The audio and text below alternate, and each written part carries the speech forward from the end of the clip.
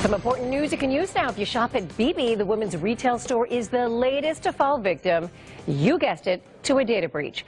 BB store says it discovered suspicious activity on its payment processing system.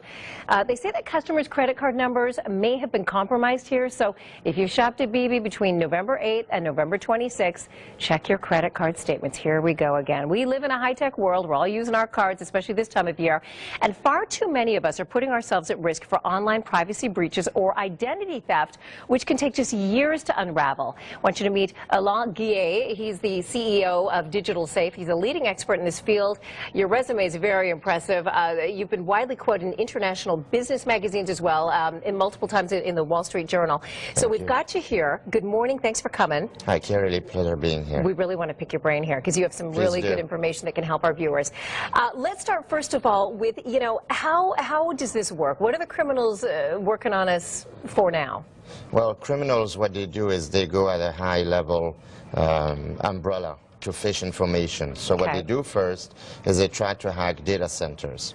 Because all our information resides with our telephone operator or internet service providers, and their information resides in data centers. So the US and Canada in particular are very prone to hacking, for a lot from Asia, now from Russia. And we've seen this. I mean, I think of Target and, there's been so many incidents of this. What are some of the new tools they're using? It feels like we can never keep up with them. We get smart, like the chip on the card, and then suddenly they learn that, and we're back at square one. Well, actually, you can, whenever you log into a secure site, well, to a Wi-Fi, I should say, try to make it a secure site. Don't log in valuable information in a free Wi-Fi that's unsecured. That's already a good start. And when you select passwords to log into payment sites or any others, try to select a very complex password. And you can do that by buying a password manager, or you want to make sure you have at least 6 digits. With a number, a capital letter, and one of those weird letters. So typically, password managers would help you generate those. And it'll tell you if it's strong or weak. They'll tell you if it's strong, and if it's weak, keep trying. It's actually one of the things that we do as well. Oh, that's interesting. So you help people with the passwords, because often you're like, I have used my pets, my kids, my birthdays. You forget. Like, what else? Well, not only you have to get complex, but you have to change them as well now. Right. The world of hacking is getting very complex, and it's not getting any better. It's getting worse next year. Well, and it's not just targeting us little people. I mean, look at celebs. Look at that whole photo hacking thing. What happened there, and how can we be sure that's not going to happen in the future? In fact, it probably is going to happen, isn't it? It probably is. Now, what happened there was a fault in the iCloud system. And basically, I think it had to do with a password that was open. It wasn't locked. So, for example, if you go to a secure site and you try to hack it in, you put 3 times a password that's not the correct one, it will lock you out. Right. It's called force entry. It's supposed to. 3 to 6 times. iCloud didn't do that then, so that was unlucky for them. And then they got in. As far as payment, don't use your tap and go. Don't use these Wi-Fi enabled payment system, because that signal can be hacked up to 2 blocks away from the point of payment. I always use my chip and pin. I know in Canada we have that, in Europe, Switzerland we have all of that. In the US, I think it's going to come, but it's only going to come when the banks are willing to spend the money, because that's all they need to do. The technology has been around maybe for 15 to 20 years. Yeah, and Europe's been using it widely as well. For 2 decades. And the banks, it's surprising they don't want to spend the money, because it's costing them money. All these different, breaches and everything else, they're paying for it in some way. Not enough. Not enough. Not enough. So if you use a debit card, my advice is don't use a debit card to do a transaction. Use a credit card, because at least you're covered for the losses.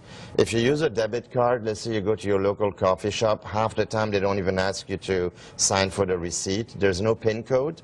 They just swipe it and you're gone. And that's it. And that's it. And that machine could even be hacked. It could have been compromised by the repair company that repairs those machines. They can put special PIN codes and special chips that will basically take that valuable information. And if you do a payment with a debit card, you're liable for 100% of the amount that you lose. And it's strictly up to the bank to honor the loss or not. When you use a credit card, by law, you are protected. The most you're going to pay is going to be $50. So I always use a credit card now. It just feels overwhelming, like there's little we can do. I thought this was interesting because I have a Gmail account.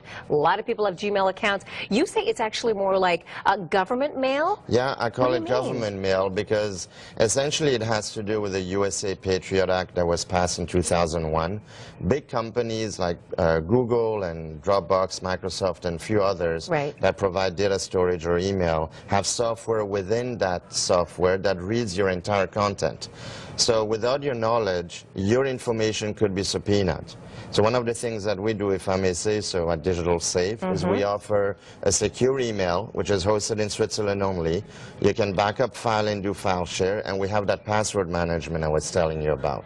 So we're getting very popular because at least we know that not even I, the CEO of the company, has access to your information. Wow. So Gmail, Google is a great company, but email, not the Gmail, not the Gmail. I would not recommend it because A, you have zero privacy, and they do social engineering. So if you write something about a new car that you want to buy, you may even get ads about new cars on your browser within half an hour. Yeah, I mean, did you ever wonder why suddenly these ads are tailor-made for me? Because they are. They totally are. So violated.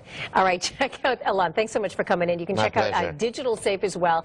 Lots of good information this morning. We have to have you come back and just keep us up on the latest and not so greatest when it comes to this hacking stuff.